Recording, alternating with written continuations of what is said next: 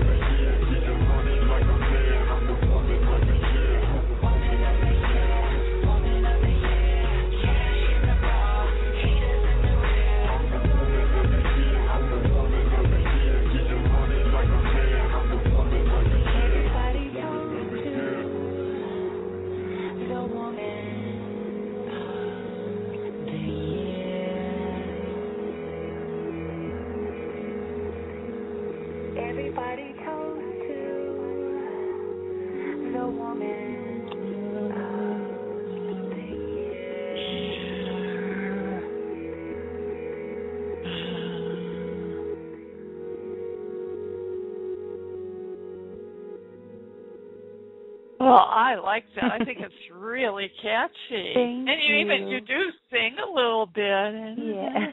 you have such a sweet voice. Thank you. I like that so much. I really do. I hope you have a lot of.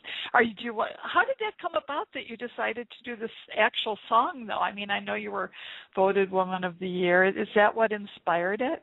Yeah, that inspired it, and me always, it was on my bucket list. I always said there's things I want to do, one day, and that was one of them, and that was to go in.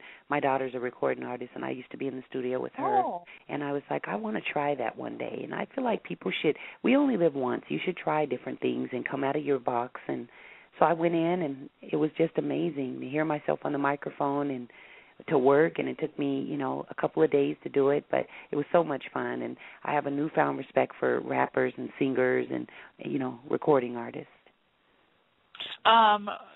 In the chat room, it was asked who produced the song, and who was the writer? Bobby Tinsley. He was the producer, and then we co-wrote the song together. Okay, so you heard that.